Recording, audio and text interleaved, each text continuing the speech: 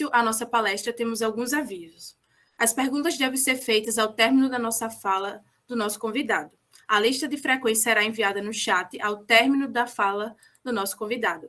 Pedimos a todas e a todas que permaneçam com seus microfones desligados durante a exposição do professor para evitar microfonia ou interferência. Por fim, em decorrência do congresso ser online, as salas são passíveis de serem invadidas. Então, nesse caso, iremos fechar a sala e automaticamente enviaremos um novo link. Sem mais delongas, gostaríamos de perguntar se todos e todas concordam com a gravação da nossa palestra. Respondam no chat, por favor.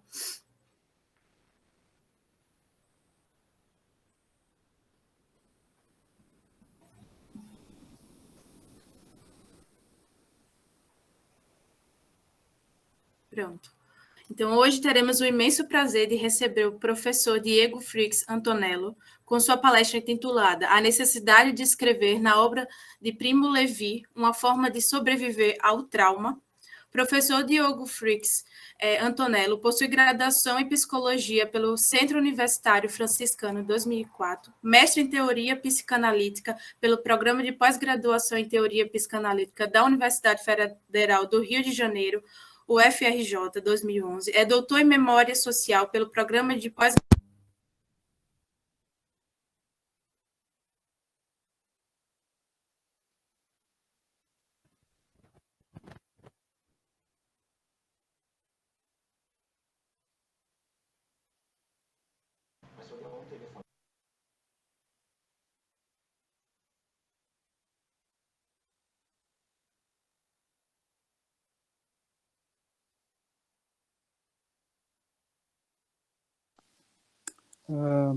Todos me escutam?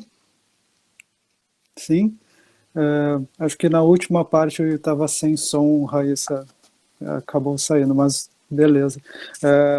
Bom, eu agradeço a todos pelo convite, né? Raíssa aí por estar de monitora, também pela introdução que ela fez aqui, pela iniciativa de vocês, ao Matheus aí que fez os contatos comigo, né? E me fez o convite, então fico imensamente grato pela oportunidade de estar compartilhando com vocês esse momento, num tema que eu gosto muito, foi um dos temas bastante importantes para mim na minha trajetória na pós-graduação, e a ideia é dividir um pouquinho eles com vocês. É uma alegria muito grande poder estar fazendo isso, ainda mais assim nessas distâncias, nesse Brasil imenso, né, que ficam mais fáceis de ser recobertas por a via online, né? Nem sempre no presencial a gente consegue estar presente em todos esses eventos importantes e bacanas, né? Como esse.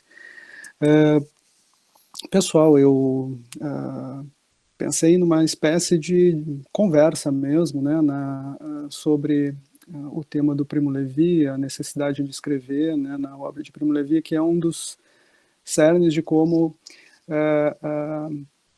a gente pode pensar uma série de questões, né, principalmente acerca do trauma, e como a escrita pode nos servir dentro de uma via de sobrevivência também, né? Então, eu vou trazer algumas questões, né, e elas não são propriamente soluções, né, em nenhum momento, na verdade, essa ideia, elas são questões, né, que eu fui me deparando, outras que ainda são questões, mas para que a gente possa pensar um pouco, né, a partir da obra do Primo Levi,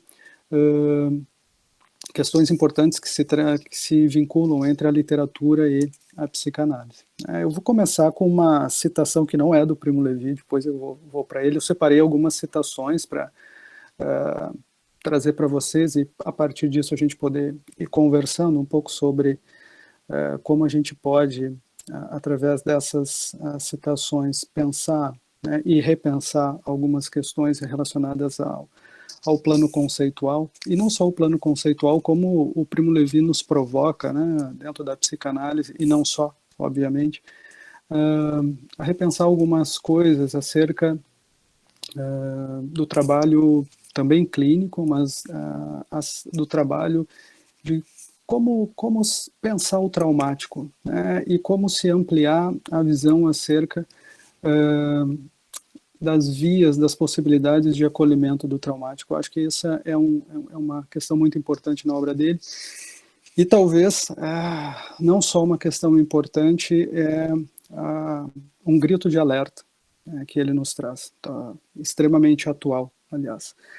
Eu começo com uma citação muito breve do John Milton, feita em 1644, do parlamento inglês, mas que vai nos servir para pensar algumas coisas acerca da obra do Primo Levi, pois ele traz uma questão muito importante, né? Ele vai dizer assim: os livros, eles não são objetos completamente mortos, mas contêm em si uma força vital e são tão eficazes e ativos quanto as almas dos que lhes dão origem. Ao contrário, eles preservam mesmo, como um recipiente, a mais pura energia e essência do espírito vivo que os produziu. Essa frase, eu acho ela muito importante, essa citação, porque ela nos coloca diante de pelo menos duas questões, provavelmente muito mais, eu estou olhando apenas por uma perspectiva, mas duas, no sentido de que os livros, eles contêm algo, né, que o Milton vai chamar de força vital, uma energia, ou algo, né, que tem uma relação de como o autor quis nos conduzir diante de alguma coisa. É claro que isso vai provocar em cada um de nós questões diferentes, mas tem algo do autor que é colocado ali, né? Então, daí a ideia do recipiente, né, o livro como um recipiente. Isso vai nos servir de uma forma bastante interessante, né? Porque se a gente pode depositar coisas, né, no livro, talvez aí a gente possa olhar para a escrita e a própria necessidade de escrever, que eu vou me debruçar um pouco sobre isso, para pensar vias interessantes de manifestação ou de enlace do que vem a se constituir como trauma, né, na psicanálise. E, então, agora sim, eu vou para o Primo Levi e vou trazer uma citação bastante conhecida e, a partir dela, né, começar a desdobrar algumas questões, que é uma citação referente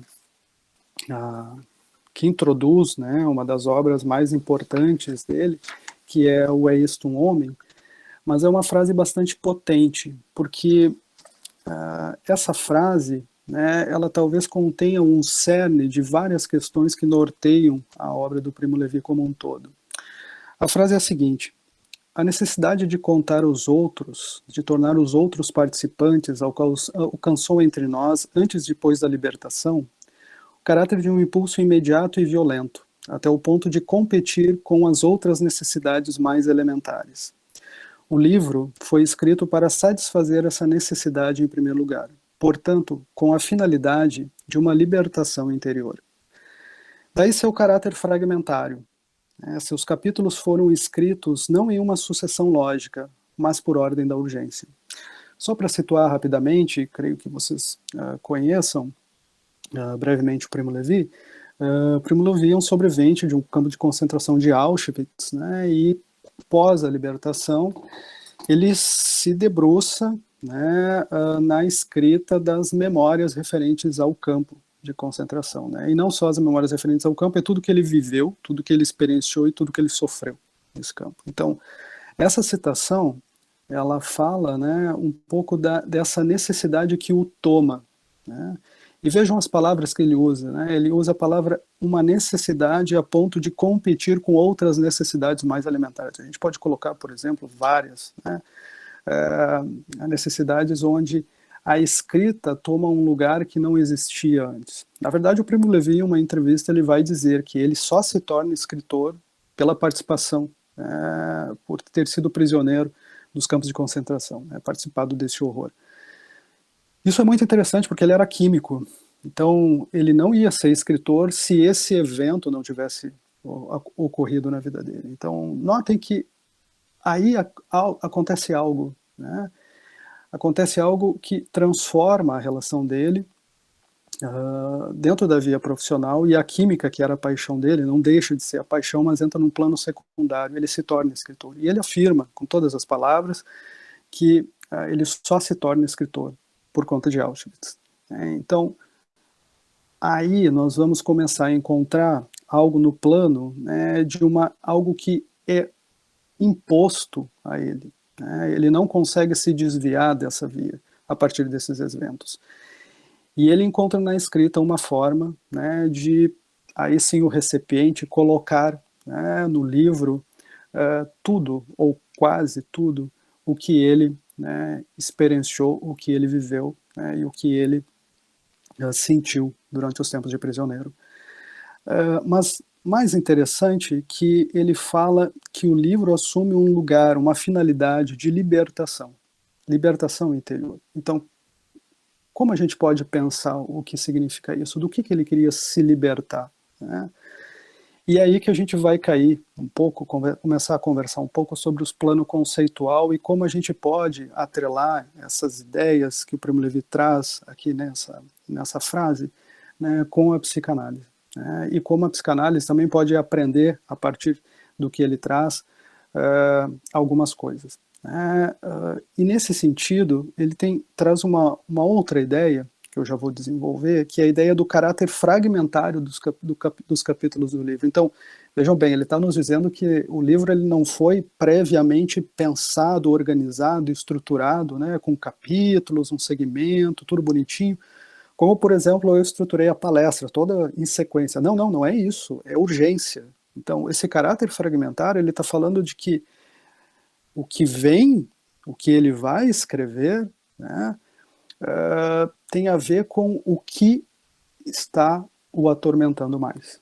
Então, o livro é organizado dentro dessa ordem de urgência. Então, a organização dos livros do Primo Levi ligados ao testemunho seguem essa necessidade. Né?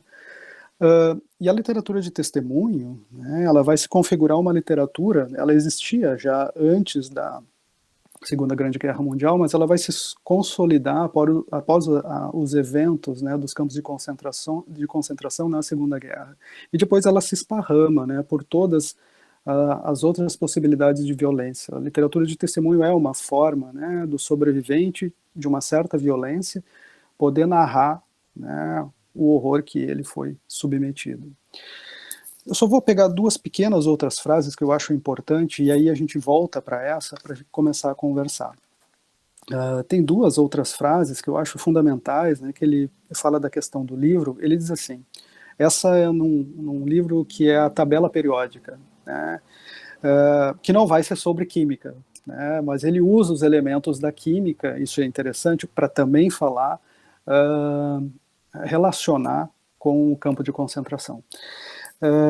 E ele diz o seguinte, o livro me saía de entre as mãos quase espontaneamente, sem plano nem sistema. Vejam, esse plano organizado que eu falei para vocês não existiu ali na feitura do livro.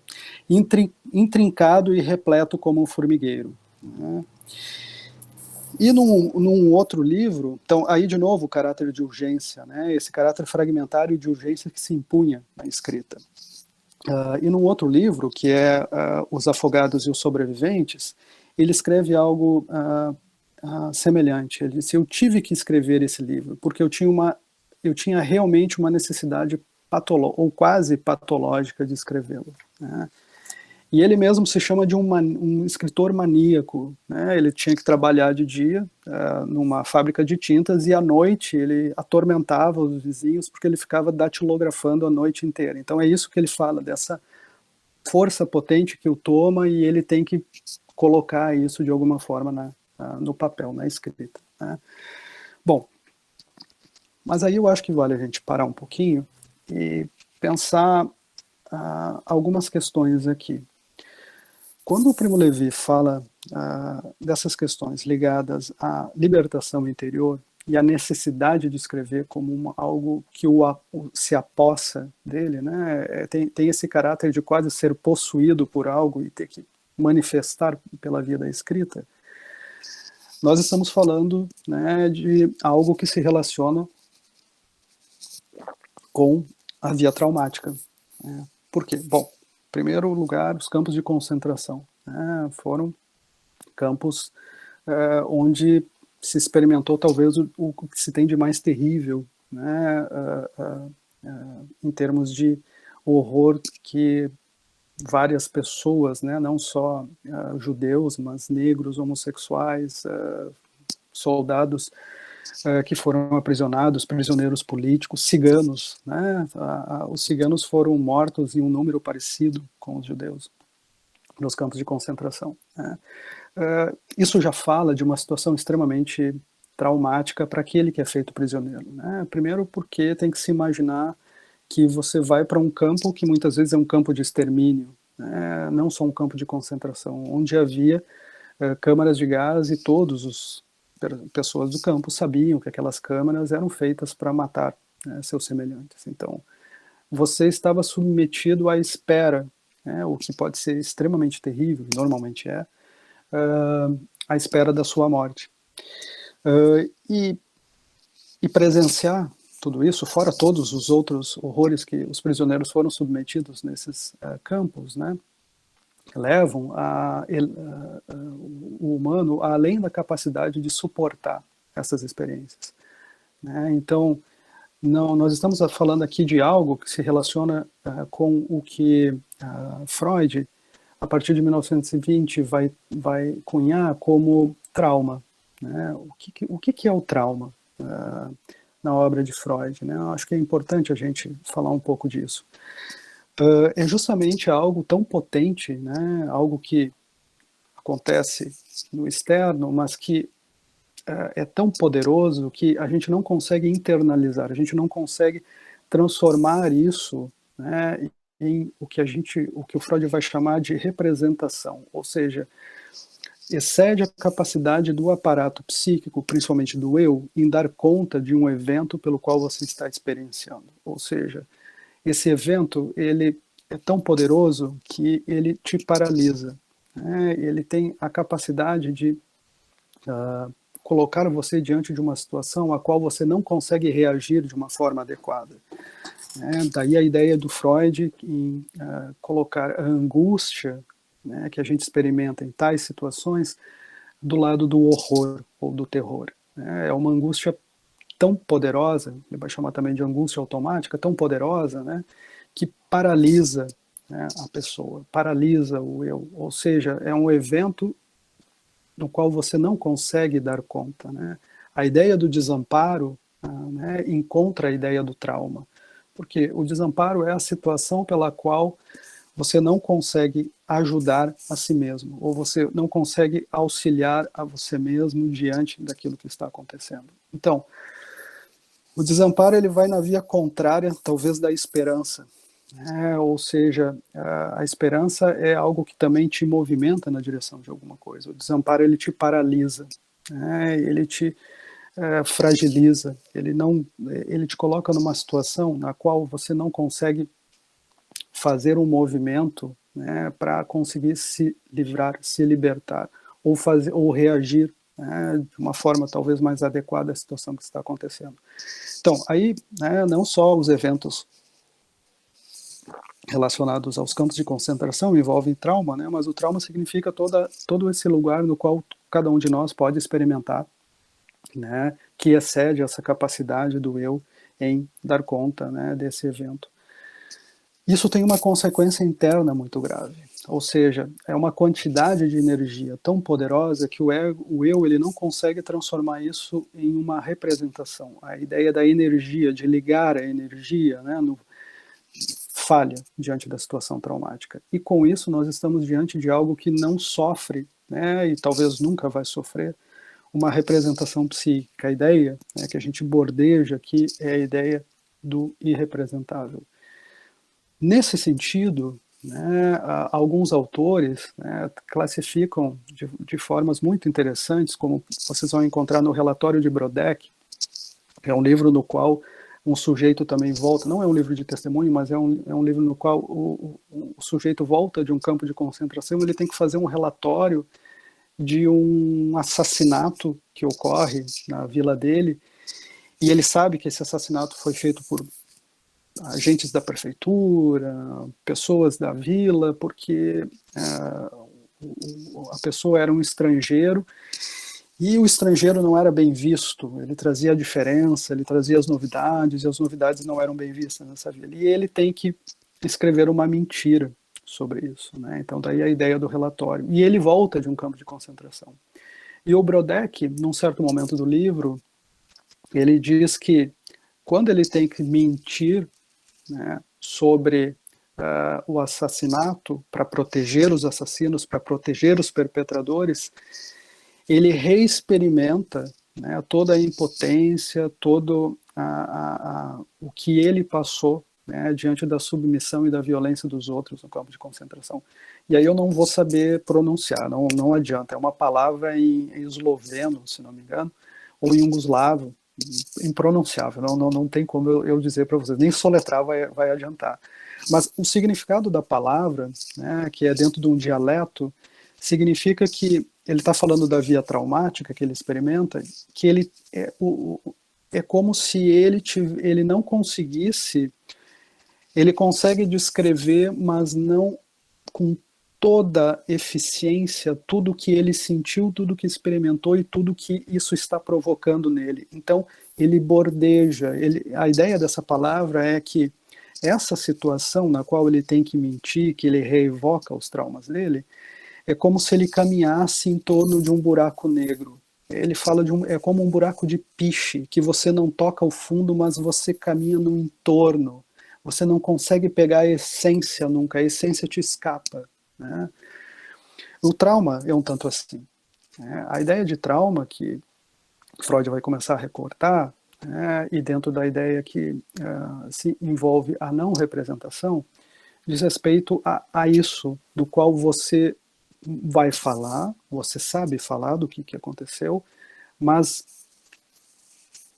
a tua fala, né, ou a tua escrita, ela bordeja essa experiência, ela não toca no âmago dela, né, por mais que você se desdobre para isso. Então aquilo sempre te escapa, e esse escapar é complicado, porque, vejam só, você está tentando falar de algo que não é algo qualquer, é algo ao qual você foi submetido e você não pôde se defender, né, por vários motivos.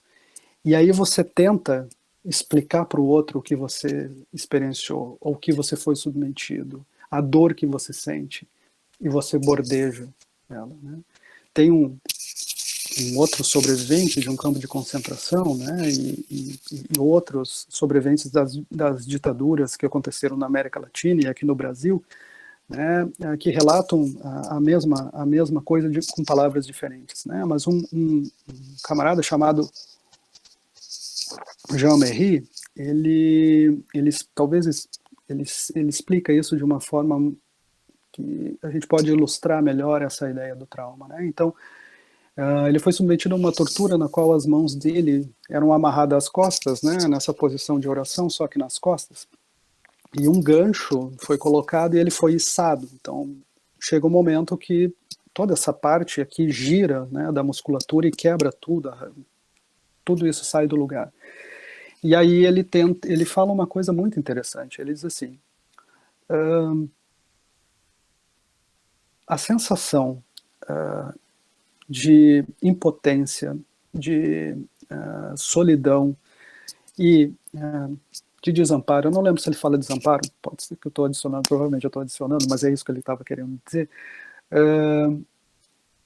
eu não conseguiria descrever, eu poderia dizer metáfora após metáfora, mas nem ela recobriria, né, o que eu realmente senti.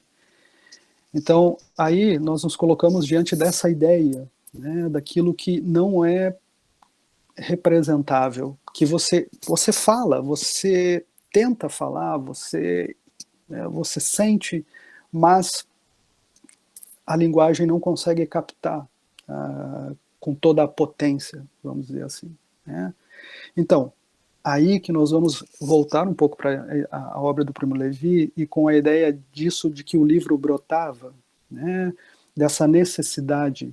Imaginem, essa necessidade se impunha, né, a ponto de competir com as outras necessidades, como ele fala, com essa finalidade de se libertar. Libertar do quê? Justamente de tudo isso, né, que ele vivenciou. Então, a tentativa dele, né, é dar conta dessa via de sofrimento extremo no qual ele foi submetido, né, pelas experiências do campo de concentração, e que produzem nele, né, uma tentativa, pela via da escrita, de tentar fazer ou narrar aquilo, né, que ele vivenciou, né? Ou seja, tentar trazer para a via da escrita um pouco disso que foi experimentado no campo de concentração e que redunda, né, dentro da via traumática. Então, a necessidade aí é de tentar encontrar a palavra justa, né? E isso é interessante porque é uma outra coisa que o Primo Levi fala, que o que ele buscava, né, quando ele escrevia, era encontrar a palavra justa, a palavra adequada, né? E o que significa isso? É tentar se aproximar ao máximo daquilo que escapa, né? Por mais que você tente, por mais que você se esforce, escapa. Então, era um trabalho hercúleo de escrita, no sentido de se aproximar desse buraco negro, esse buraco, né, negro de piche, onde as coisas não conseguiam ser tocadas, provavelmente, né? O âmago, o cerne sempre escapava. E aí a ideia, né, também que, voltando um pouco ao trauma, desculpa, ao Freud, da ideia da compulsão à repetição, que é uma das vias produzidas, né, quando se tem um acontecimento traumático. O trauma provoca no sujeito uma compulsão à repetição. Isso fica se repetindo compulsivamente, você não consegue controlar. Por exemplo, todos já tiveram talvez a sensação, né, de quando você participa de um evento que ele é excessivo para você, você convoca os teus amigos, né? Você manda mensagem, olha o que aconteceu comigo, você não acredita que o fulano falou isso, né? Ou eu passei por isso, daí você encontra uma pessoa na rua, você fala de novo daquilo. A gente repete para várias pessoas, né? Usa as mídias para isso também, que é uma forma do que se libertar daquilo que está te consumindo, né?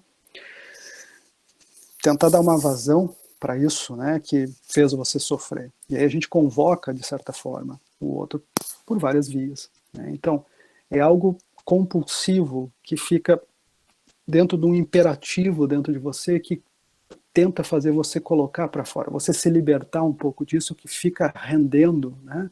Tem uma palavra que eu adoro, que os jovens, né, falam, é que a gente fica fritando, né, naquilo. É exatamente essa ideia do fritar, alguma coisa que não cessa, que fica te consumindo e que você tem que ficar jogando para fora de alguma maneira, por conta desse excesso, né, que o trauma acaba causando. Então, é dentro dessa ideia que a gente encontra, né, um pouco que o Primo Levi vai nos trazer. Mas não só isso, eu acho que Freud vai trazer né, essas questões relacionadas ao trauma, né, de uma maneira muito interessante, mas é Sándor Ferenczi, né, um psicanalista húngaro, contemporâneo de Freud, que, muito melhor que Freud, era discípulo dele até, mas que que traz uma nova roupagem muito mais complexa, né, para se pensar o trauma, né? E o Ferenczi, ele vai trazer uma ideia, né, que perpassa dentro do descrédito, né, e que a gente vai aí sim começar a encontrar algumas outras questões interessantes dentro da obra do Primo Levi para pensar isso. Ele não contraria Freud, não é isso, né? Ele entende que essa ideia que eu trouxe para vocês dentro da via freudiana está correta, mas ele complexifica, né, a ideia do trauma pela via do descrédito. E o Ferenczi vai pensar, dentro de uma historinha mítica, né, como é que funciona o descrédito. Ele vai pensar numa história que funciona metaforicamente, para a gente entender um pouco do que significa o trauma para ele, em que o trauma envolve, né, uma ação que é feita, né, ele fala num texto que é confusão de línguas entre adultos e crianças, onde há uma criança que está dentro da linguagem da ternura, né, e que ela precisa de atenção e amor do adulto, e até ela usa uma sedução para conseguir isso, e um adulto que está dentro da linguagem da paixão, e nessa sedução que a criança vai fazer com esse adulto, o adulto ele não interpreta, né, ele não se coloca no lugar da criança, dentro da linguagem da ternura, e interpreta a partir da linguagem da paixão. E aí nós temos um choque, um conflito, né, a ideia do choque, do trauma, de um encontro traumático com alguém que não se coloca no teu lugar. Né, e ele lê essa sedução, né, dentro da linguagem da paixão, de uma linguagem sexual pela via adulta, e abusa dessa criança. Né. Eis que nós temos um encontro muito ruim para essa criança, mas é num segundo momento que o Ferenczi vai trazer a ideia de que aí sim as coisas podem se complicar de uma maneira muito pior. Né? E ele vai pensar duas vias. Né? Então a criança machucada com esse encontro, ela vai à procura de um outro adulto, né? Da sua confiança. E pode acontecer duas coisas nesse encontro. A criança vai narrar o que aconteceu e o adulto pode reagir de pelo menos duas maneiras, segundo a ideia do Ferenczi.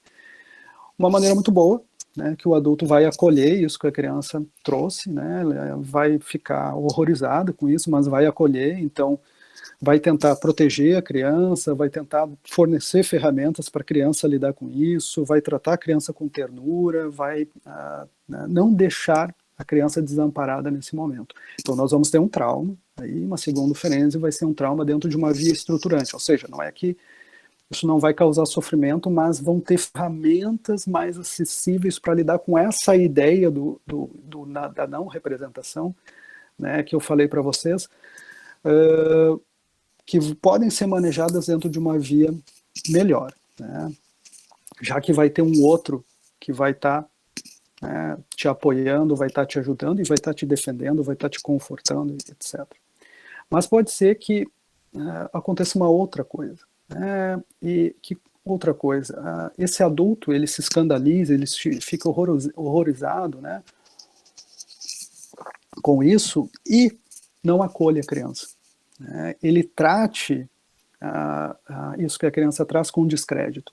Né? Ele não consiga dar crédito a isso que aconteceu e não acredite na criança. E aí a criança fica sem ferramentas para lidar com uma situação que ela não entende. Né? E aí a gente se aproxima da ideia de um desamparo talvez quase, né, não absoluto, mas quase, onde nós vamos encontrar a ideia de um trauma desestruturante. Né? Então, aí sim, é uma via traumática muito poderosa, no qual você está próximo, né, de um lugar na qual você não tem saídas, né, para se lidar, ou não tem muitas saídas para se lidar. Você está mais sozinho, você está num estado aí que a gente considera de desamparo. E é nessa ideia do trauma desestruturante, né, que o Primo Levi vai se encontrar. É dentro dessa ideia de descrédito, né, que a obra do Primo Levi também vai se constituir. Eu já vou trazer algumas informações para tentar deixar isso mais claro. Mas é nesse sentido, né, que vejam que com o Ferenczi a gente vai encontrar a ideia do trauma vinculada também a uma relação com o outro. Né? O outro ele pode nos ajudar a desenvolver ferramentas, a passar por uma situação muito difícil, talvez de uma forma mais fácil, ou não. Né? Tornar isso tornar essa via, né, uma via mais solitária e muito mais difícil de se lidar. Mas o Ferenczi também vai trazer uma ideia, né, que a gente não está totalmente exposto, tem alguns mecanismos de defesa, né, que se desenvolvem a partir do encontro com o traumático, né, que é a fragmentação egóica, né, ou a autoclivagem narcísica, o termo que ele cunha, né, a autoclivagem narcísica, que é uma fragmentação. Né, uma fragmentação do eu, que segundo ele, vai se dividir em duas partes. Né? Duas partes não. Ilustrando para a ideia ficar mais apreensível, né? Mas não necessariamente são duas partes. Mas a ideia é que o eu vai se dividir. Ele vai pegar a ideia, né, da autotomia, da biologia. Todo mundo já viu uma lagartixa, né? O que a lagartixa faz quando ela é perseguida, né? Ela deixa o rabo para o predador pegar o rabo e deixar ela em paz, ela consegue fugir. O eu, diante de uma situação, de um trauma, né, desestruturante, ele vai fazer o quê? Ele vai clivar algumas partes, ele vai fragmentar algumas partes, né? E ele vai se dividir né, em uma parte sábia, né, segundo Ferenczi, que tudo sabe, mas nada sente, e outra que está destruída. Então, a parte ligada mais à dimensão, vamos dizer assim, afetiva, ela fica separada e dentro de uma outra via, que é uma via muito mais racional. O objetivo da clivagem, né, é poder sobreviver essa via traumática, e essa parte sábia poder também fazer, às vezes, de uma espécie de ter um cuidado com essa parte destruída, né, de várias maneiras, né. Tem vários exemplos, né, tanto clínicos quanto na literatura, de que pessoas que sofreram traumas, né, elas falam de uma relação com o mundo que é modificada. Como assim? O estar no mundo se modifica a ponto da confiança no mundo perder um lugar. Você fica muito mais desconfiado, você fica muito mais preocupado, né?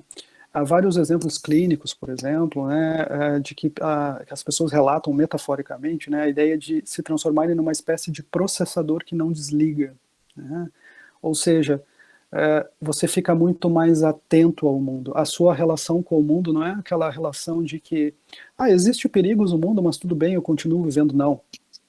A coisa se torna dentro de uma dimensão mais paranoica com o mundo, no sentido de cuidado. Você vai se cuidar muito mais porque você sofreu um abalo a partir, né, de um mau encontro ali. Então, nesse sentido que a parte sábia, né, essa parte que tudo sabe, mas nada sente, ela vai se colocar no mundo sempre com o pé atrás, muito mais desconfiado, e o objetivo é se proteger, porque você já foi muito machucado. A ideia da fragmentação é o que a gente encontra na citação do Primo Levi também, né? Quando ele traz o caráter fragmentário dos seus capítulos, que não estão dentro de uma ordem lógica, né? Mas eles estão dentro de um caráter aí da urgência, ou seja, o que é mais sofrido eu vou falar primeiro, o que mais me machucou, o que mais me indigna, o que mais me frustrou, né? O que mais me machucou eu vou falar primeiro. Então, aí a gente encontra também algo, né, dentro daquilo que o Primo Levi está trazendo, que a gente também pode casar, né, com essa questão relacionada ao que o Ferenczi vai trazer, né? E até o caráter de urgência diz respeito a essa via tão dolorosa, tão potentemente dolorosa, que ela precisa ser jogada para fora, você precisa se livrar disso. Imaginem a dor, ninguém gosta de dor, né? Quando algo começa a doer em nós, né, seja físico, seja psíquico, a gente quer que isso passe, né, o mais rápido possível, né? Uma dor de dente muito potente, você não vai querer ficar com ela, você nem vai conseguir pensar em outra coisa, né? Seguindo até o exemplo clássico do Freud, do Introdução ao Narcisismo, né, do poeta que sofre de dor de dentes, que a alma inteira está concentrada na estreita cavidade do molar, a gente pode usar para pensar a ideia também do trauma. Você não consegue pensar em outra coisa a não ser naquilo que você foi submetido e consome a tua vida, né? Consome a tua energia, né? Então, você precisa se livrar disso. Daí o caráter de libertação que o Primo Levi vai trazer nessa frase. E é nesse sentido, né, que a gente vai encontrar outras questões muito interessantes a respeito até de como ele vai começar a pensar, a trazer a ideia do descrédito, né, na narração, né, a partir de algumas citações, né, e na verdade aí a gente vai encontrar um pouco dessa parte sábia que já está operando, né, há bastante tempo para ele poder lidar com os eventos do campo, porque o campo de concentração é o tempo do traumático, é o lugar do traumático, é o lugar onde você encontra, de certa forma, mais potencialmente a materialização da morte, que está ali do seu lado. Um SS podia simplesmente estar de mau humor, não gostar de você e te dar um tiro, ou te massacrar a chutes até te matar, né? Então, você vivia com uma violência potencialmente presente o tempo inteiro, e não só dos SS, mas também o que acontecia com os prisioneiros, entre os prisioneiros, que depois eu vou falar um pouquinho, que isso foi uma das coisas talvez mais terríveis, né, experimentadas pelo Primo Levi. Mas ele vai trazer uma ideia né, que quando ele é libertado de Auschwitz, que ajuda nós a entender um pouco essa questão do descrédito e como isso vai levar ele lentamente para a escrita. Porque quando ele é libertado, ele vai fazer uma viagem, ele foi libertado pela ex-União Soviética, ele vai fazer uma viagem primeiro para a União Soviética, né, e daí depois ele vai voltar para a Itália. E nessa viagem, né, que ele está fazendo para a União Soviética, ele encontra, né, ali em torno da Polônia, se não no território polonês, ele já está livre, né, ele encontra um advogado que entendia mais ou menos o alemão, e ele está numa praça onde tem muitas pessoas e o advogado é muito amável e as pessoas querem saber de onde que ele vem, e aí o advogado se propõe a traduzir. Daí ele, nossa, né, as pessoas querem escutar o que eu tenho para falar. Depois de anos preso, eu vou conseguir contar um pouco daquilo que está me consumindo, né, de tudo que eu sofri. E aí ele começa a falar pro advogado, né, e ele começa a traduzir, mas ele conhecia algumas palavras, né, e esse advogado, ele não fala que ele era judeu, ele não fala que ele era do povo judeu. Ele fala em preso político, e o Primo Levi entende que ele começa a adulterar, né, o que ele estava contando. E aí ele se sente muito, muito mal. E quando os outros percebem que ele estava com o uniforme listrado por baixo de uma camisa, né, que ele estava, eles entendem, né, o que ele estava querendo contar. E as pessoas começam a se afastar, né, começam a ir embora. E isso faz ele se sentir extremamente mal, né? Então vocês imaginem, né, você sofreu algo, né, terrível para você, né, e você quer contar para as pessoas o que aconteceu, e as pessoas viram as costas no pior momento que você pode ter, né? Ou seja, reforçam essa situação de descrédito e te levam de novo à situação de desamparo. Você já está com uma dor insuportável, você já está com algo que você não consegue muito bem traduzir, colocar. Não é que você não coloque em palavras, você consegue colocar nas palavras, o problema é que as palavras não conseguem dar conta exatamente, né, do que você experienciou. E ele diz assim, após ter esse encontro, né, no qual as pessoas vão embora, e o advogado tenta adulterar a história. Ele queria que contassem a história como ela foi, né, e que é um direito, de todos que sofrem esse tipo de violência. Ele diz assim: percebi que a onda quente, isso vocês vão encontrar, né, no livro A Trégua. Percebi que a onda quente do sentir-se livre, do sentir-se homem entre os homens, do sentir-se vivo, refluía para longe de mim. Encontrei-me de pronto velho, cansado, além de toda a medida humana. A guerra não terminara, a guerra é sempre. Meus ouvintes foram-se em pequenos grupos, deviam ter entendido. Eu sonhara algo semelhante, todos nós sonhamos nas noites de Auschwitz. Falar e não ser ouvidos, reencontrar a liberdade e permanecer solitários. Eu acho que esse exemplo, né, essa citação, ela recobre justamente a ideia do descrédito e de como isso é terrível, né, para se lidar. E é interessante aqui que ele vai falar de uma outra coisa, né, que é um sonho, né, que todos, vejam, não é ele fala todos, e o sonho é uma coisa muito particular, é interessante que ele coloca no plural isso, né, um sonho que todos sonharam em Auschwitz, né, falar e não ser ouvido, né, reencontrar a liberdade, mas permanecer solitário. E esse sonho eu vou relatar um pouco, porque eu quero casar com uma outra questão, né? O sonho é o seguinte: quase todos os sobreviventes, né, oralmente ou em suas memórias escritas, recordam de um sonho muitas vezes recorrente nas noites de confinamento, variando nos particulares, mas único na substância. O de terem voltado para casa, esse é o conteúdo do sonho, né? O de terem voltado para casa e contado com paixão e alívio seus sofrimentos passados.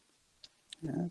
Dirigindo-se a uma pessoa querida e de não terem crédito, olha a palavra que ele usa, ou mesmo serem escutados. Na forma mais típica e mais cruel, o interlocutor se virava e ia embora silenciosamente. Isso vocês encontram, né, também não, esse vocês encontram essa citação dos afogados e dos sobreviventes. Então vejam, aqui de novo a gente encontra a ideia do descrédito, né? Mas vejam que é um sonho muito interessante que muitas pessoas tiveram, né? Ele fala único na substância. Qual era o temor? Era de não serem escutados. E aí vem uma ideia, né, que recobre a obra do Primo Levi, né, e desses maus encontros que ele teve de pessoas que viravam as costas para ele, que não queriam escutar, mas que de alguma forma eles, não só ele, né, os outras pessoas que estavam no campo de concentração vão trazer no sentido de que há um sonho aí que quase entra na linha de um sonho premonitório, né? Sendo que os sonhos não são premonitórios, não é isso. Mas é um sonho que talvez a gente possa pensar que tente evitar o pior, né? O que é o pior? É justamente você vai chamar alguém da sua confiança, voltamos ao Ferenczi, né? Tentar narrar para ele o que aconteceu, e essa pessoa não dá crédito, essa pessoa não te escuta, essa pessoa vai embora não no sentido de ir embora definitivamente, mas ela não te ajuda, ela não consegue se colocar no teu lugar. Então vejam que esse sonho, né, é um sonho no qual já antecipa aquilo que ele vinha encontrando, né, no campo de concentração, né? Vinha encontrando por quê? Porque no campo, não só o campo em si, mas a experiência concentracional ela foi terrível e faz com que, nesse sentido, né, o Primo Levi, ele, na medida em que esses maus encontros vão acontecendo dentro do campo de concentração, esse fora, por exemplo, né, vão materializando esse temor de não ser ajudado, esse temor de ser abandonado, esse temor do outro deixá-lo, né, desamparado. Então, é um sonho que tenta evitar, né, esse encontro com o outro que pode gerar, ainda assim, uma via maior ou evitar essa via traumática no sentido desestruturante, né? Não que ela já não estava acontecendo, ela estava, mas é de novo, né, mais uma vez, e aí com aquela pessoa que deveria, né, supostamente te auxiliar, que você acha que você poderia contar. Então, isso é muito difícil. E vejam bem, o trauma não é uma coisa simples de se escutar. Creio que todos já tiveram essa experiência de quando alguém conta algo muito complicado, muito difícil, uma violência, né, extrema, é difícil escutar isso, né, porque essa violência também te atravessa, mesmo que você não tenha participado dela, mesmo que você não esteja junto. Então, suportar a escuta do traumático não é uma coisa simples, né?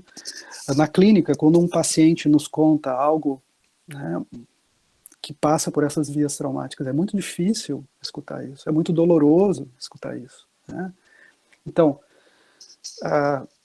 o que Levi e as pessoas, não só do campo de concentração, né, mas que já passaram por experiências traumáticas, talvez o maior temor é justamente desse não ser escutado, né, desse abandono, desse descrédito, né, dessa falta de ajuda, de ajudar a retirar o outro dessa vivência, de conseguir talvez dar algumas ferramentas para poder elaborar isso de alguma forma, né. Mas ainda assim tinha uma outra experiência que talvez seja a mais letal, vamos dizer assim, do campo, né, que é o que o Primo Levi vai considerar, né, considerar o que ele vai cunhar, aliás, e chamar de zona cinzenta, né?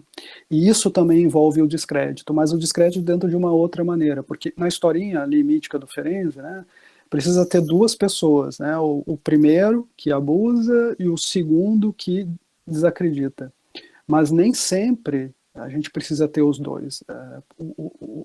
A pessoa de confiança que tu procura, ela pode ser, né, o perpetrador também. E aí já tem um descrédito acontecendo, porque aquele que você deveria confiar, né, ele já te trata com violência, ele já te desacredita enquanto lugar de confiança, né? Isso fica desmentido. E eu vou ler um trecho que eu acho muito importante para vocês, para trazer uma outra questão para o debate, é esse me encaminhar para a questão de por que a escrita, esse é também o meu ponto, né? Que é o seguinte, ele diz assim, os recém-chegados, e também para ilustrar como todas essas dificuldades que ele passou envolvem essa via do descrédito, e a hipótese, né, de por que ele acaba escolhendo a escrita e uma necessidade de escrever se impõe a ele, né, e não uma necessidade de narrar, fazer palestras, etc., fazer terapia e outras coisas, né. Os recém-chegados no campo de concentração esperavam encontrar um mundo terrível, mas decifrável, né, de acordo com aquele modelo simples que atavicamente trazemos conosco, nós dentro, o inimigo fora, separados por um limite nítido, até geográfico. Ao contrário, ao ingressar no campo de concentração, constituía um choque em razão da surpresa que implicava. O mundo no qual se precipitava era de certo terrível, mas também era indecifrável. Não era conforme um modelo, o inimigo estava ao redor, mas também estava dentro. O nós perdia os seus limites. Os contendores não eram dois, não se distinguia uma fronteira, mas muitas e confusas, talvez inúmeras, separando cada um do outro. Entrava-se esperando pelo menos a solidariedade dos companheiros de desventura. Mas os aliados esperados, salvos em casos especiais, não existiam. Existiam, ao contrário, 1000 mônadas, impermeáveis, e entre elas uma luta desesperada, oculta e contínua pela sobrevivência. Essa revelação brusca, que se manifestava desde as primeiras horas no cativeiro, muitas vezes sobre a forma imediata de uma agressão concêntrica por parte daqueles que se esperava encontrar os futuros aliados, era tão dura que logo derrubava a capacidade de resistir. Para muitos foi mortal, indiretamente ou até diretamente. É difícil defender-se de um golpe para o qual não se está preparado. Nesse sentido que a citação do Primo Levi, ela é esclarecedora. O mais terrível nos campos de concentração, ela está na dissolução existente entre vítima e perpetrador, quando o nós perde os limites. O inimigo era o próprio prisioneiro, em muitos casos, e também o prisioneiro funcionário, que eram os capos, elegidos à força, na maioria das vezes, pelos SS, que em vez de pegá-lo pela mão, ajudá-lo a decifrar os diferentes caminhos do campo de concentração, recebia-o com brutalidade, a ideia do descrédito, golpeando e gritando ofensas. Não há prisioneiro que não recorde, diz Primo Levi, em seu espanto, não é prisioneiro que não recorde, sem espanto, as primeiras ameaças e os primeiros insultos, os primeiros golpes que não vinham do SS, mas de outros prisioneiros, os de colegas, daqueles misteriosos personagens que também vestiam um uniforme de listras. Isso vocês vão encontrar no É Isto um Homem. A classe híbrida dos prisioneiros funcionários constitui o traço mais inquietante dos campos de concentração. É principalmente dela, né, que a fronteira entre o nós e o ele se dilui, formando o que o Primo Levi denominou de zona cinzenta. É um lugar indecifrável, você não consegue saber quem pode te ajudar e quem não pode. A violência, ela pode vir de qualquer lugar, a qualquer momento, né? A zona cinzenta possui fronteiras muito mal definidas e diluídas, lançando o prisioneiro numa situação de desamparo quase absoluto, em um mundo indecifrável cuja realidade é praticamente impossível de ser captada ou compreendida, né? É nesse sentido, né, que nós encontramos aí, né, um dos eventos talvez mais traumatizantes, né, na relação com o Primo Levi, onde esse outro que você poderia encontrar algum conforto, você não sabe se pode. Então aí você está praticamente só. E essa linha de definição, aquele que eu posso encontrar ajuda, é desmentida, é cair em descrédito. E aí você fica dentro do que a gente pode considerar a ideia de um desamparo quase absoluto, nessa zona cinzenta, né? Nessa zona de indefinição e indecifrabilidade, diante de uma realidade que já é indecifrável. Né? Indecifrável pelo sentido de que a violência a qual você está sendo submetido, ela é extremamente excessiva, entra dentro daquele campo da não representação que eu estava falando para vocês, daquilo que a gente circunda, que a gente não consegue tocar o âmago. E nesse sentido, por todas esses encontros terríveis, e principalmente por já ter encontrado pessoas que não o quiseram escutar, né, nasce no Primo Levi uma espécie de necessidade de escrever. Né? Uma das formas de pensar essa necessidade de escrever é que ela funciona, a escrita, como uma via de evitar, né, um desmentido, né? Evitar mais descrédito. E o Primo Levi vai falar numa entrevista, é um livro que se chama Entrevistas e Conversações, ele vai dizer algo muito interessante quando eu pergunto para ele por que a escrita, por que você decidiu escrever? E aí ele fala dessa necessidade e ele também diz o seguinte: o livro tem que ser um telefone que funcione. Então, como assim um telefone que funciona? Tem que ter alguém do outro lado. E quem que vai estar do outro lado? Bom, os leitores. Então, você escreve para alguém. Né? Mas, ao escrever, o Primo Levi, ele segue a ideia, né, de um poeta que ele cita muito, que é o Manuel Colideride, acho que é assim que se pronuncia, e tem a Balada do Velho Marinheiro. E ele se debruça na ideia desse poema, por quê? Porque o velho marinheiro, ele tinha passado por várias situações terríveis, né, na vida de marinheiro, e as pessoas não gostavam de escutar as histórias dele. E naquele tempo antigo, era vitoriana, as casas eram normalmente muito afastadas, né, da entrada da propriedade, e o que o velho marinheiro fazia?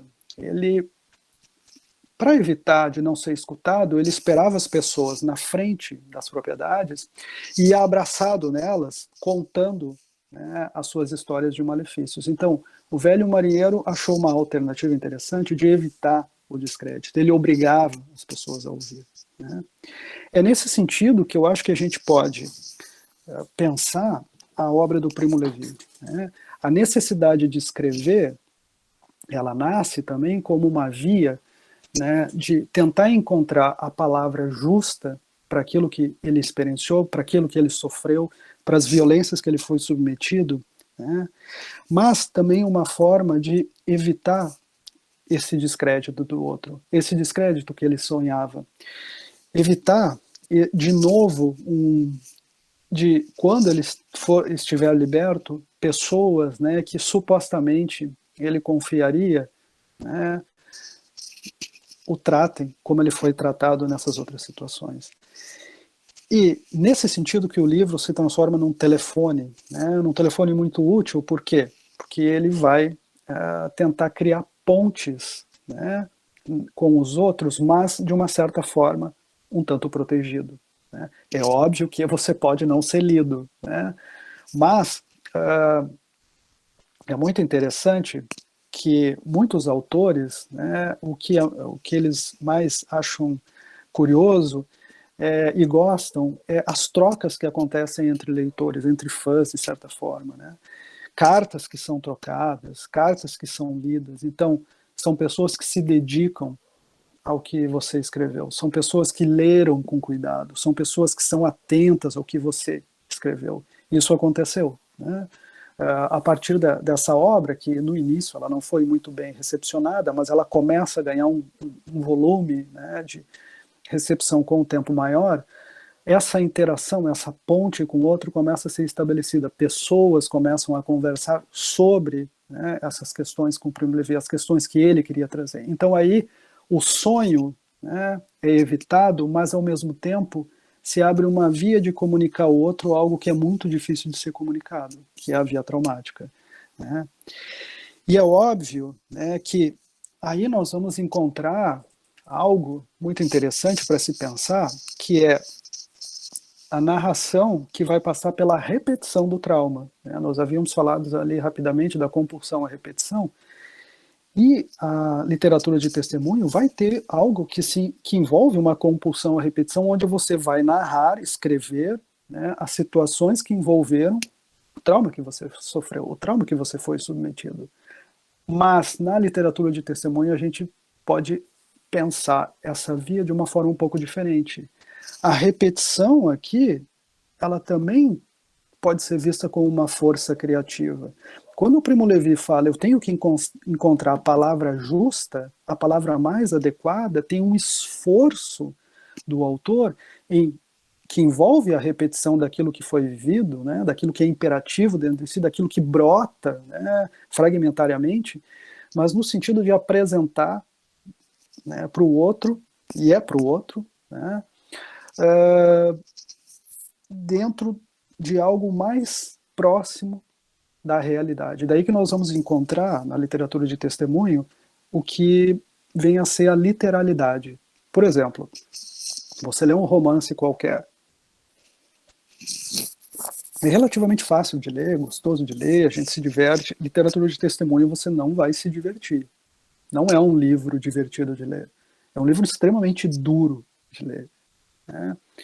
Muitas pessoas não conseguem terminar de ler. Por quê? Você está lendo sobre horrores que as pessoas foram submetidas. Você está lendo sobre talvez o pior, né, que possa acontecer com o outro. E o pior é narrado de uma forma extremamente dura, às vezes, muito literal. Não tem subterfúgios, não tem rodeios, não tem floreios estéticos. Quanto mais direto, quanto mais próximo daquilo que foi, se foi experienciado, melhor. Aí, a literatura de testemunho, né, ela também se propõe a ser uma nova forma de literatura, se é que eu posso dizer. Eu estou entrando num campo aí que eu não conheço muito bem, né, mas no sentido de ela inaugura uma via, que é uma via potente, né, de como circundar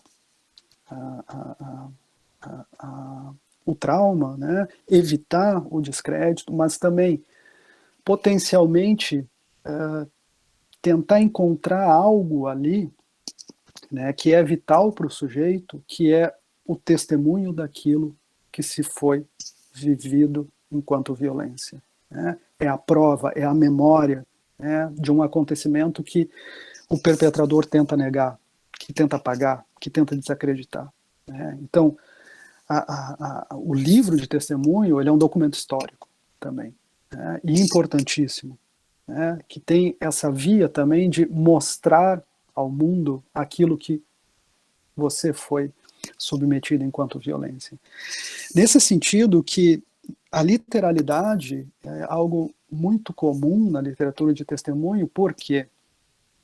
Porque ela inaugura, né, algo que é uma espécie de paradoxo, né? O Primo Levi, ele entra nesse paradoxo, é narrar aquilo que é impossível de ser narrado. Como assim? Ora, o trauma é algo que não cabe dentro da representação, sempre escapa. Então, ele sabe que, mesmo que ele busque a palavra justa, mesmo que ele tente lapidar ao máximo, nunca vai ser igual, nunca vai tocar o real sentimento que ele teve, a real vivência que foi experienciada por ele. Então, nesse sentido, né, a literalidade ganha um lugar muito importante para eles, porque é a ideia de ser o mais real, né, sem entrar no viés lacaniano. Não é o real lacaniano, até dá para se pensar, mas não é essa a ideia, é real da realidade que foi vivida, é nesse sentido. E O Primo Levi, ele traz uma questão, uma coisa muito interessante também para falar do papel, né, que eu não tenho como não falar para vocês, porque toca de novo na ideia do descrédito, né? E ele diz assim, aí a gente, só para pegar a ideia de que o papel, o livro é um recipiente, né, muito poderoso, que o John Milton traz ali naquela citação que eu fiz para iniciar a fala. O Primo Levi fala o seguinte, sobre a questão dos livros e do papel. O papel é um material muito tolerante, olha que interessante, porque ele dá quase uma alteridade ao papel, e dá, né? Pode-se escrever nele qualquer barbaridade e ele nunca protesta. Não é como o madeiramento das estruturas das galerias das minas, que range quando está sobrecarregado e quase desaba. Ou seja, no papel, ele não vai virar as costas para você. O papel, ele não vai te deixar sozinho. O papel, você pode escrever o que você quiser nele. E é engraçado que ele compara a folha de papel, que é fininha, né? A gente rasga muito fácil, é facilmente destruída pela umidade, pelo fogo, com o madeirame que sustenta toneladas de peso, né, nas minas, por exemplo, né? Toneladas de rocha sobre ela, uma montanha sobre ela, que range e protesta. O papel não faz isso. Então, a folha de papel, ela ganha uma potência muito maior desse madeirame muito forte que sustenta, né, as minas, por exemplo. O papel, ele sustenta muito mais que isso. E talvez essa comparação que ele faça não é aleatória, porque nós estamos falando de algo que é muito mais pesado, a gente pode dizer assim, né, do que uma montanha. É algo que achata, destrói e pode destruir, né, o nosso eu. Tanto é que nos campos de concentração, nas prisões brasileiras, durante a ditadura militar, assim, diariamente o número de suicídio eram altíssimos. Você acordava de manhã, tinham muitas pessoas enforcadas, né, nos barracões e mesmo nas prisões. Então, excede essa capacidade de dar conta, de achar esperança para sobreviver. Então, é disso que o Primo Levi também está falando, né, de algo tão poderoso em termos da destruição, né, que pode arrasar o sujeito em que ele não encontre saídas. E é nesse sentido que o papel, né, ele é esse recipiente vivo que vai guardar uma memória, que não é uma memória qualquer, é uma memória de vivências históricas muito importantes, relacionadas a situações na qual o sujeito foi submetido, né, e que ele tem que encontrar uma forma de dar conta para isso. Aí a ideia da literalidade, na minha opinião, né, não necessariamente é uma representação daquilo que foi vivido, né? Eu acredito que a gente possa pensar um pouco fora dessa via, né? É justamente a literalidade, a função, mesmo na obra do Primo Levi, quando ele traz a ideia da palavra justa, não é representar o fato, né? A ideia que o Primo Levi recorta ali é justamente aquilo que não pode ser narrado, eu vou bordejar da melhor forma, né? Então, a literalidade aí, como força criativa, entra dentro de um outro campo, que é como, dentro de um lugar mais fragmentário, de um lugar não tão estruturado, uma espécie de painel cubista, sem ter aquela ordenação, tudo mais disforme, você apresenta, né, e a ideia é essa, apresenta para o outro, né, essa potência destrutiva do traumático, né? Então, a escrita, ela tem algo que a gente possa pensar que dá um enlace primário, um enlace basilar, para que você possa trazer um pouco a via traumática para dentro desse recipiente, né? Depositar nesse recipiente que é o livro. Daí a ideia da libertação interior, né? E também a ideia de não organizar o livro, né? É deixar fluir a partir dessa ideia da fragmentação, da clivagem, o que mais dói vem em primeiro lugar, né? Ali você deposita, de certa forma, né, aquilo que te consome. E só para ir fechando a ideia, né, aí nós temos inaugurado na literatura de testemunho um outro modelo narrativo, né, que eu acho que tem um outro poeta francês, eu não vou saber a tradução do segundo nome, mas o primeiro é Jean Cairol, acho que é assim, em que ele vai dizer que a escrita do sobrevivente é a escrita, ele vai chamar de a escrita dos lazarenos. Como assim escrita dos lazarenos? Ora, a ideia vem de Lázaro da Betânia, né, que foi um personagem bíblico, no qual ele morre e supostamente Jesus, né, o chama de volta à vida, depois de não sei quantos dias.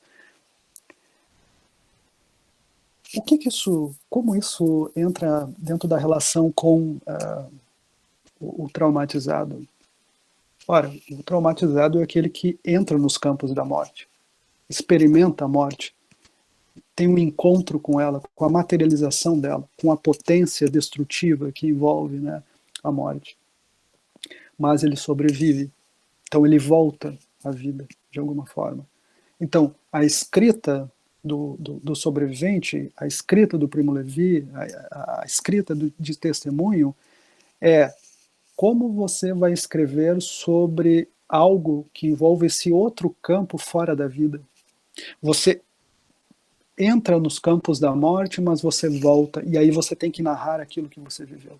Né? Aquilo que não pode ser propriamente colocado dentro da linguagem da vida, vamos dizer assim. Né? Então, a escrita dos lazarenos é tentar entrar nesse outro campo, né? Que não é o campo que a gente pode pensar mais do romance encadeado, do lugar mais que a gente concerne as representações, mas é justamente se manter no campo da morte, não é sair dele. Né? Então, a ideia do Primo Levi também é manter o testemunho operando dentro desse outro lugar que eles habitaram e sobreviveram. Né? E aí toda a intencionalidade, né, de ser o mais literal possível, mas tentando se aproximar ao máximo, né, dessa borda que eu estava falando lá no início, né, do relatório de Brodeck, que se contorna, mas propriamente não se toca nela. Né? Então, nesse sentido, né, acho que a gente consegue enxergar um pouco ou perceber, né, é uma forma de perceber, não é a única, né, pessoal, isso aqui é uma via, é uma perspectiva, existem várias de como se olhar para a obra do Primo Levi, mas entender essa necessidade de escrever dele, né, como uma tentativa de sobrevivência, tentando evitar esse desencontro com o outro que pode ser muito pior, né, que esse sonho que ele teve no campo de concentração faz com que ele tende a evitar. Né? Então, o livro se transforma num recipiente que suporta melhor que o outro, porque é uma aposta, né? Pode ser que você encontre alguém aí que, beleza, vai conseguir te ajudar, vai estar disposto a te ajudar, mas você pode não encontrar. Né? E os encontros que ele teve não foram os melhores. Então, esses encontros também nortearam, né, aquilo que vai se colocar como a necessidade de escrever. Assim como o velho marinheiro, ele encontra uma forma de contar o que tem de pior, o que ele experimentou de pior, né, e forçar os outros a olhar. Né? Então, já que vocês podem, né, não querer olhar para isso, né, vocês podem tratar algo tão terrível, né, com descrédito, eu os forçarei a olhar. Né? Eu, com os meus livros, né, eu tentarei deixar essas minhas vivências no lugar mais claro possível, né? No lugar de incômodo, no lugar de eu vou na via contrária ao descrédito, eu não vou deixar, né, de testemunhar a memória de acontecimentos terríveis, né, que eu fui submetido, e principalmente aqueles que sucumbiram, a ideia dos afogados, né, daqueles que acabaram não sobrevivendo ao campo de concentração, estiveram. Né? Então, o testemunho também não é um testemunho só de si, mas é um testemunho também para todos aqueles que estiveram na mesma condição, ou na condição semelhante a ele, mas não conseguiram resistir por vários motivos. Então, a obra do Primo Levi é muito rica nesse sentido, porque ela faz ou nos ensina que também a gente pode pensar novas vias de comunicação que não são propriamente vias que envolvem uma construção dentro de um lugar mais voltado à via representacional, em que uma via diferente, né, essa via onde a escrita, né, daquele que sobreviveu aos campos da morte, tenta trazer um pouco dessa vivência, desse outro campo, e sobrepor, né? Sobrepor não, trazer para esse lugar de vida.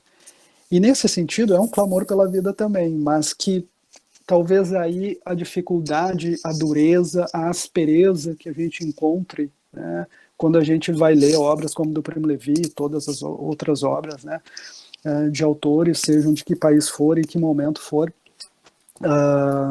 se debruçaram, né, sobre isso. Não são obras onde a gente encontra algo também violento comunicado, né? Então, talvez a ideia, né, possa ser pensada por aí.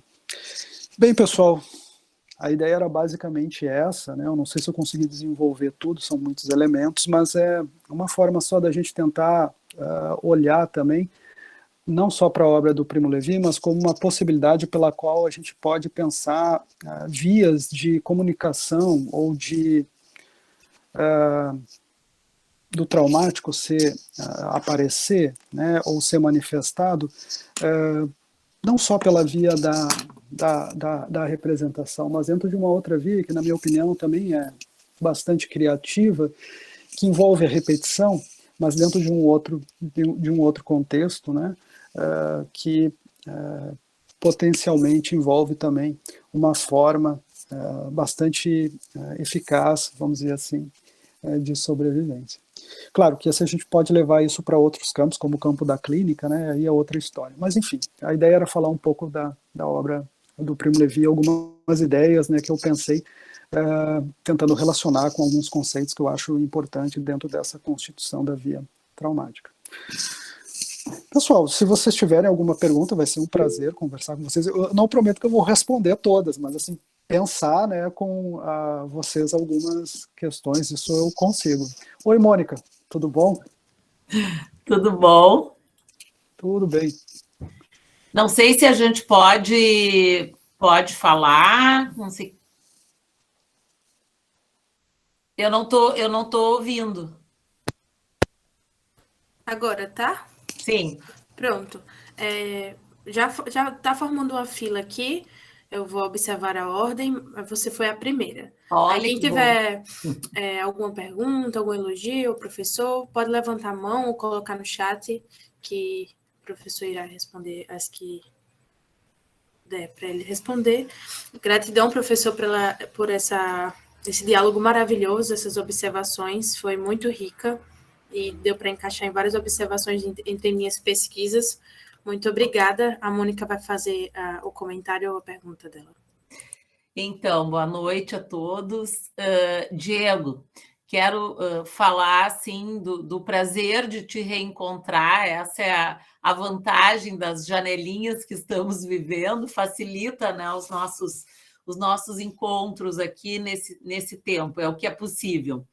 Mas queria te parabenizar mais uma vez, é sempre um prazer te escutar, e eu acho que essa fluidez, né, com a que tu vai abordando o tema, e um tema que não é fácil, um tema que é difícil, e eu queria mais trocar uma ideia, não é uma pergunta, assim, mas que a gente possa conversar.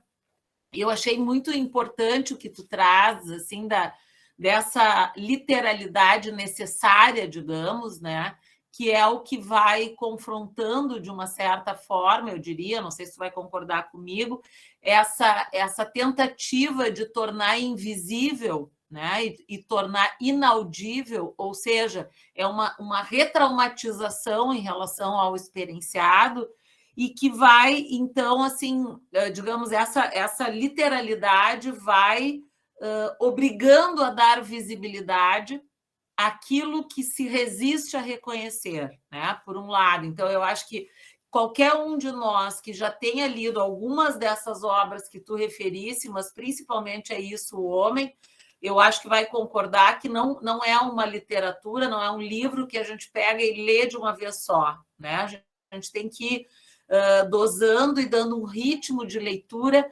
também, de uma certa forma, como uma alternativa de fragmentar, né? E é por aí que eu queria fazer um comentário.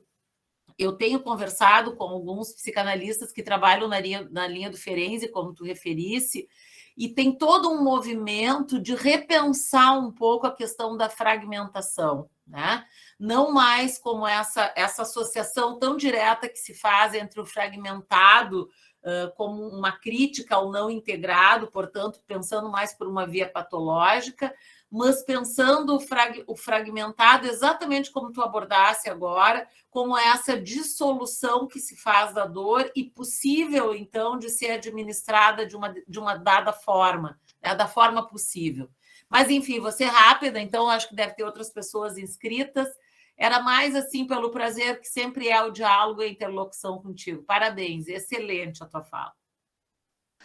Obrigado, Mônica. Obrigado, pessoal do chat aí também que comentou. Fico muito agradecido. E sempre é um prazer te escutar e conversar com você, né? E que bom que a gente tem esses lugares, dessas janelinhas que a gente possa ficar se encontrando. Eu acho que sim, né? Eu penso que a ideia da fragmentação, ela não envolve a ideia do patológico, mas é uma forma de sobrevivência, né? E isso que você está trazendo, eu achei muito interessante, né? Que a literalidade, ela te leva para esse lugar de fragmentação, né? Ele te obriga a experienciar um pouco daquilo que ele sente enquanto fragmentário, mas no sentido de que você está lendo e você precisa de um tempo, pelo menos eu, quando li, né? Eu me dediquei muito ao Primo Levi. E eu lembro que os primeiros encontros, assim, eu lia um capítulo e eu precisava de um tempo para poder respirar. A ideia era essa, assim, eu me sentia sufocado, porque era muito pesado, né? E você sente assim, meu Deus, como que isso aconteceu? Você sente a injustiça de alguma maneira. Mas a ideia da fragmentação aí, né, eu acho que encontra uma via muito interessante de se pensar também como uma via criativa, né? Não necessariamente uma via na qual a gente entra dentro daquele lugar do automatismo de uma compulsão à repetição cega, né?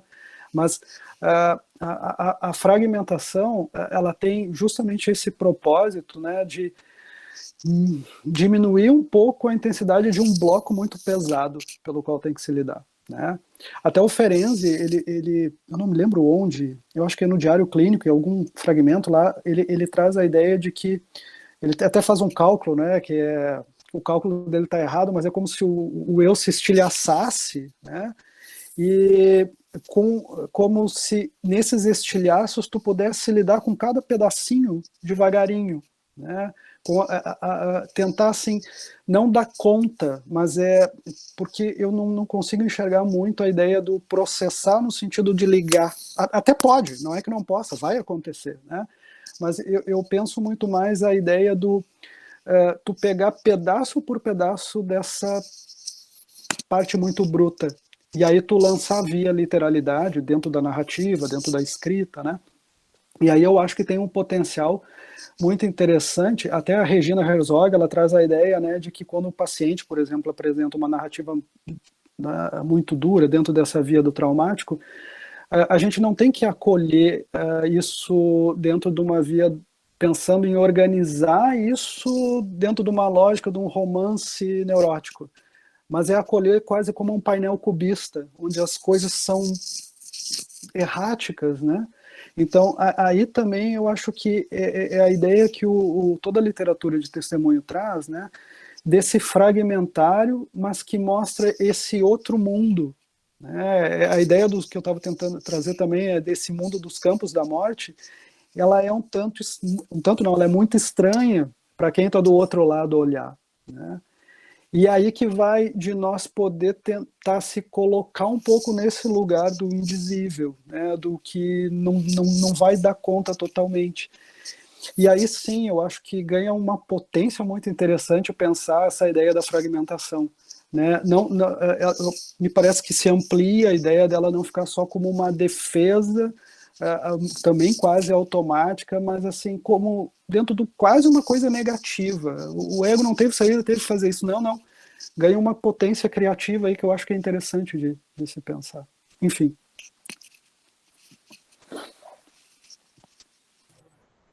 A Poliana Lima também levantou a mão. Poliana, você pode falar.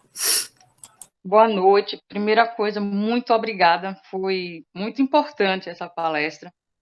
Eu não sou da área, então, assim, o meu comentário é mais na intenção de, primeiro, validar se de fato eu entendi e o que você pensa disso, professor. A respeito do desamparo, né? Se eu entendi bem, está na ordem da impotência. Então, assim, o escrever seria sair desse lugar passivo, de impotente, e se fazer ouvir. E eu penso, né, pelo que eu entendi, que é esse movimento de se colocar como um protagonista, como ativo nessa história, né, de impotência, que parece ser a forma que o Primo Levi teve de lidar com o trauma, né? Na questão do descrédito, então, assim, eu estou falando para alguém que pode me escutar e que pode entender, não sei se seria entender, enfim, poderia validar o que ele sentiu. Então, assim, esse movimento da escrita é sair da impotência, e sair da impotência seria sair desse lugar de desamparo. Então, assim, enfim, é uma pergunta, um comentário, é mais na intenção de o que você acha disso. E, mais uma vez, muito obrigada. É um tema muito sensível, porque quem já leu os livros sabe bem, né, do quanto é tocante, muito difícil de ser lido, mas necessário, porque a arte, né, a literatura, consegue nos humanizar, né, tocando nesse lugar de dificuldade de compreender e de escutar, mas que nos transporta para um lugar que faz, de fato, a gente pensar, não dá para repetir. É muito difícil, assim, a gente pensar em repetições desse tipo de evento, né? Seja o que aconteceu com ele, seja outros eventos. Enfim, muito obrigada, não sei se eu me fiz entender. Sim, Poliana, eu que agradeço o teu comentário, né, e acho ele super pertinente, assim, quando você traz essa questão do protagonismo, muito bacana essa ideia, né, e eu acho que sim, você tem toda a razão, né, é uma forma de fugir dessa dimensão desse lugar de impotência que o desamparo lança. Eu não sei se dá para colocar o desamparo só no lugar da impotência, eu acho que ele é mais amplo que isso, e mais amplo no sentido pior do que isso, envolve um lugar onde você encontra impotência, mas também você encontra um outro que não te acolhe, que não te ajuda, né? Isso é bastante complicado. Então, isso que você está fazendo é uma reversão interessante, né? Porque o protagonismo sai desse lugar de impotência para um lugar de atividade. Eu acho que é um pouco dessa a ideia também, né? E a ideia do Levi é ser o velho marinheiro. Então, é forçar, é ser ativo, é encontrar uma maneira de forçar o outro a ver.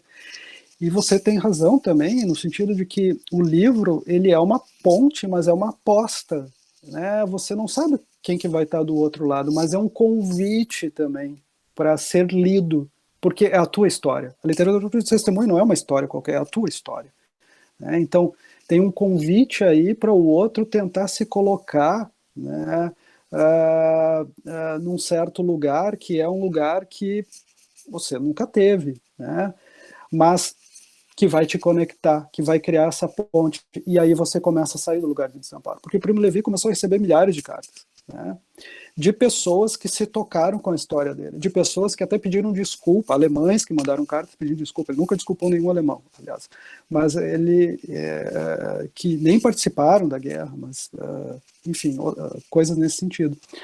Então se criou pontes muito eficazes, né, onde ele começa a sair desse lugar, né, de impotência, como a gente pode dizer, para ganhar um lugar de potência. O livro é a aposta nessa potência, né? Ao mesmo tempo né? O livro ele também tem um lugar de marcar para o mundo, alertar o mundo de algo que quer ser ocultado, né? De algo que a violência que se queria fazer com o extermínio dos judeus, dos ciganos, dos negros, enfim, ela queria ser desmentida. Tinha todo um preparo para que isso não fosse descoberto, né? E só falando pelas questões da repetição, vou tocar num tema que eu acho que é muito importante, porque a obra do Primo Levi também serve como um alerta, né? Um alerta para esse lugar de desumanização, né? Que ele, todos sofrendo que participaram. E naquele tempo o nazismo estava no poder na Alemanha. E uma das a campanha do nazismo tinha por tema a seguinte expressão: Deutschland über alles, que significa Alemanha acima de tudo. É curioso que na atualidade nós temos um lema que se diz Brasil acima de tudo, né? Então, acho que o perigo, né, de um reencontro ou de uma repetição, com que foi talvez uma das formas mais terríveis de tentar se exterminar a diferença, por não saber lidar com a diferença, né? E é na diferença que a gente cresce, porque se a gente ficar na igualdade, você não se movimenta. É o diferente que te faz ir para frente, é o diferente que te coloca diante de problemas, de questões, e que é incômodo, mas é no incômodo que a gente avança. Então, aí também fica um alerta interessante, né, que toda literatura de testemunho traz, que é o alerta que a gente tem que manter a memória de certas coisas e as coisas terríveis viva e pensar sobre elas para que elas não se repitam, né? Ou que a gente tenha ferramentas eficazes para lidar quando elas querem se repetir. Enfim, entrei em outra via, mas a ideia era essa. Obrigada, professor. Alguém tem mais algo a acrescentar? Alguma coisa a falar? A Poliana está aqui colocando comentários. Quem quiser, coloque aqui no chat ou levanta a mão. Mais uma vez, obrigada, professor, por esse diálogo maravilhoso. Eu que agradeço e a oportunidade mais uma vez, o acolhimento de vocês também e o convite, né, e poder estar conversando um pouquinho com vocês sobre esse tema. Fico muito feliz e qualquer coisa, o Matheus tem o meu e-mail, se alguém quer mandar algum e-mail também perguntando, é um prazer responder. Agradecemos ao senhor em nome do grupo Legepse, em nome do professor Hermano. Se alguém tiver alguma coisa a acrescentar, estamos aqui aguardando um minuto.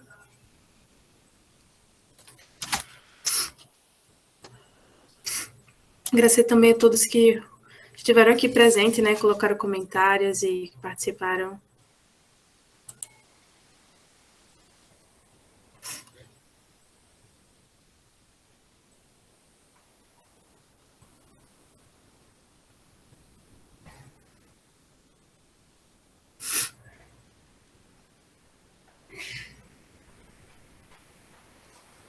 Eu que agradeço, Matheus. Que é isso.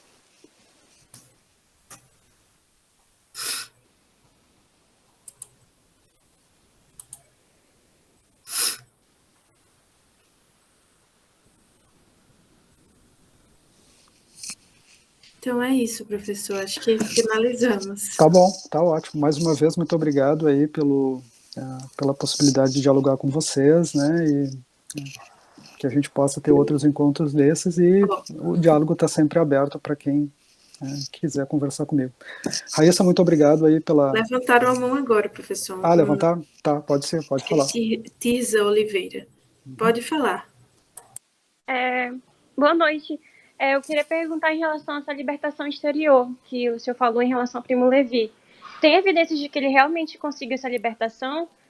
Porque a escrita ela pode acabar, acho que, reavivando alguns sentimentos e fazer com que você tenha um trauma não superado também. Claro. Inclusive tem um outro autor que se chama Jorge Semprún, em que ele tem um livro muito interessante que ele vai trabalhar justamente sobre isso, que é A Escrita ou a Vida. O Sempron, ele também sobreviveu ao campo de concentração de Buchenwald, e ele demorou muito tempo para fazer uma escrita de testemunha, porque ele sabia que quando ele fosse escrever, ele ia ter que passar por tudo isso de novo, e ele não queria. Aí vai muito de cada um, né, como cada um consegue lidar dentro de uma via para isso.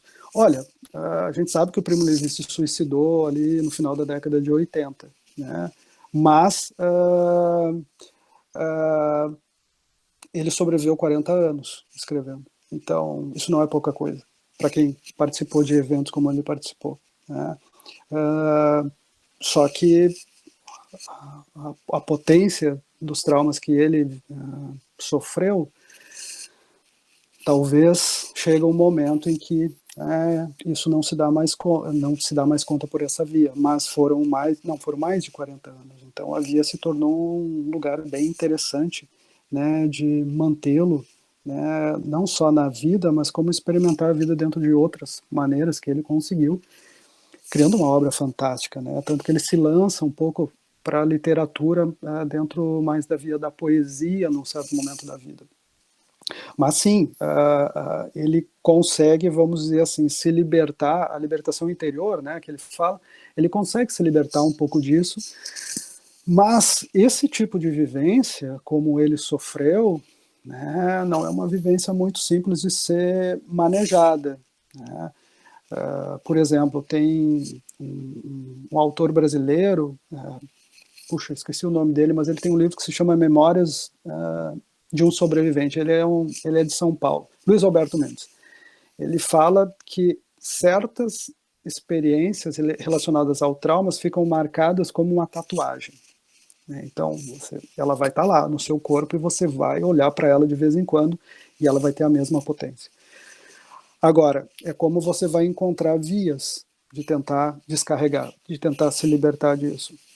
E aí depende muito, né, dos encontros que você vai ter, das vias que vão ser possíveis, dos níveis de traumas que você sofreu e como, né, você vai poder conseguir fazer alguma coisa com isso. Não é a garantia, nunca foi, né, mas é uma via interessante de como isso pode se consolidar para essa libertação acontecer. Essa libertação, ela não necessariamente é algo definitivo, mas talvez é algo a ser empreendido durante um tempo de vida.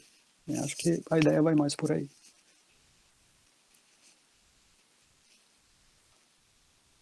Eu não tenho mídia social. Pois é, idade. Não tenho, infelizmente. Já ia falar da pergunta dela. Obrigada, professor, mais uma vez. Mas eu tenho um e-mail, se vocês querem anotar, é tudo minúsculo, dfantonello, com 2 L's, @yahoo.com.br.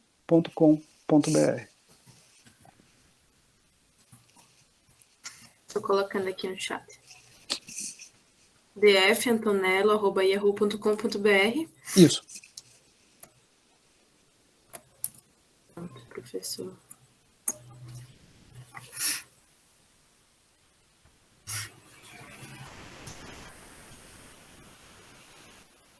A Tisa está dizendo aqui que agradecendo pela palestra, pela resposta. Alguém tem algo a acrescentar? Ou podemos finalizar?